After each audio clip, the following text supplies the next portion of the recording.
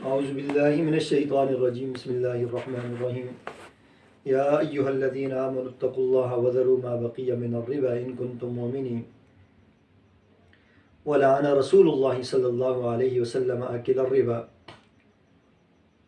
ناظرین کرام، جماعت اسلامی پاکستان میں سودی نظامی معیشت کے خلاف ایک بھرپور اور منظم مہم چلا رہی ہے، کیونکہ ہم یہ سمجھتے ہیں کہ جب تک اس وطن عزیز سے سودی نظامی معیشت کا خاتمہ نہیں ہوگا اس وقت تک یہ ملک سیاسی، معاشی، معاشرتی طور پر ترقی نہیں کر سکتا ہے، اس لیے کہ یہ سود حرام ہے۔ سود اللہ اور اس کے رسول کے خلاف اعلان جنگ ہے، تو کوئی آدمی اللہ اور اس کے رسول کے خلاف جنگ کر کے امن، ترقی، سکون، چین حاصل نہیں کر سکتا ہے، اور یہ رزق حرام ہے۔ رزق حرام کھا کر انسان کو آرام اور سکون نصیب نہیں ہو سکتا ہے۔ یہ ایک ظالمانہ نظامی معیشت ہے، ظلم کر کے انسان ترقی نہیں کر سکتا ہے۔ اور سود کی حرمت کے بارے میں قرآن کریم میں تقریباً 7 آیات ہیں، آپ علیہ السلام کی 32 احادیث مبارکہ ہیں۔ تو ایک 2 آیات کریمہ آپ کے سامنے پیش کرتا ہوں۔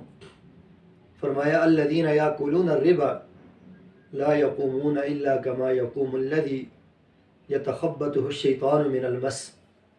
وہ لوگ جو سود کھاتے ہیں، سود کا کاروبار کرتے ہیں، وہ کل قیامت کے دن نہیں اٹھ سکیں گے اپنی قبروں سے مگر اس آدمی کی طرح کہ جس کو شیطان نے چھو کر دیوانہ بنا دیا ہو۔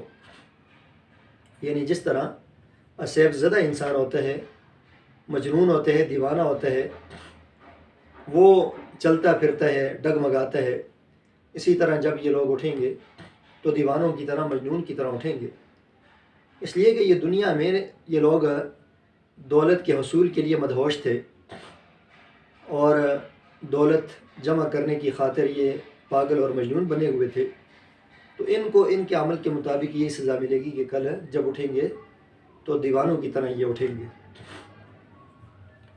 اور نبی اکرم صلی اللہ علیہ وسلم نے بھی احادیث مبارکہ میں سود کھانے والے پر لعنت بھیجی ہے۔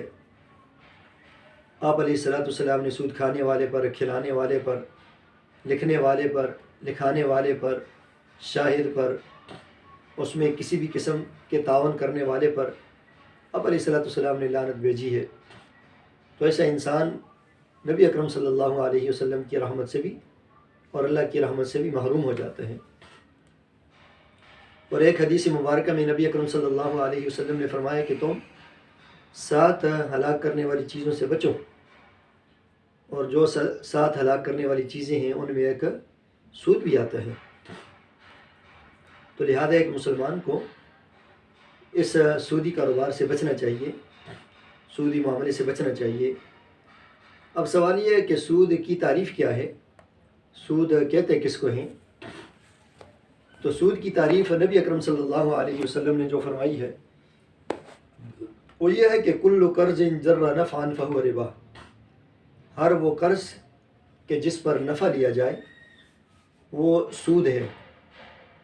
اور فقہاء نے اس کی تعریف یہ کی ہے کہ عوض کے بغیر شرط کے ساتھ معاوضہ لینا، بدلہ لینا اور مال لینا، یہ سود کی تعریف میں آتی ہے۔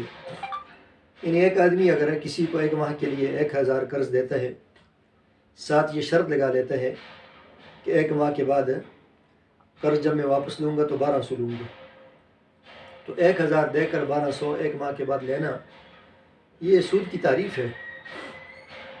اور یہ لوگ ذاتی ضروریات کے لیے بھی سود لیا کرتے تھے اور کاروبار کے لیے بھی لوگ سود لیا کرتے تھے۔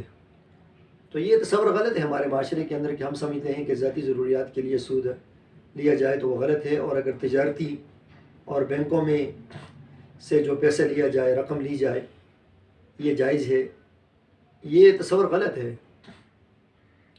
کیونکہ تجارتی سود آپ علیہ السلام کے زمانے میں بھی تجارتی سود ہوتا تھا۔ ضحاک بن مزاحم بیان فرماتے ہیں کہ زمانۂ جاہلیت کے اندر لوگ تجارتی سود کیا کرتے تھے، اور جب یہ آیت نازل ہوئی یا ایھا الذین آمنوا اتقوا اللہ وذروا ما بقی من الربا ان کنتم مؤمنین، تو ان سے یہ کہا گیا کہ تم اپنی اصل سرمایہ واپس لے لو، لیکن اس میں جو اضافی رقم ہے اس کو تم چھوڑ دو۔ اور اسی طرح عباس بن عبد المطلب اور اس کے علاوہ بنو مغیرہ کے کچھ لوگ، بنو ثقیف کی ایک شاخ تھی بنو عمر، اس کے ساتھ سودی لین دین اور سودی کاروبار کیا کرتے تھے۔ تو بعد میں آپ علیہ السلام نے جب سود کی حرمت کا حکم نازل ہو گیا تو آپ علیہ السلام نے اس معاملے کو ختم کر دیا، اور خود سب سے پہلے اپنے خاندان کے سود کو آپ علیہ السلام نے ختم کیا۔ تو گویا کہ اصلاح کا آغاز آپ علیہ السلام نے اپنے جو ہے وہ خاندان سے کیا ہے۔ تو یہ چاہے وہ رقم کی صورت میں ہو یا سونے اور چاندی کی صورت میں ہو، یا اس کے علاوہ جو گندم، کھجوریں، نمک، ان چیزوں کی صورت میں ہو، تو آپ علیہ السلام نے ان چیزوں میں بھی تبادلہ اور اضافے کے ساتھ ان کا تبادلہ کرنے سے منع کیا ہے۔ تو فرمایا کہ لا تبیعوا الذهب بالذهب، سونے کو سونے کے بدلے میں، چاندی کو چاندی کے بدلے میں، کھجوروں کو کھجوروں کے بدلے میں، کشمش کو کشمش کے بدلے میں، نمک کو نمک کے بدلے میں، ان چیزوں کو اضافے کے ساتھ مت بیچو۔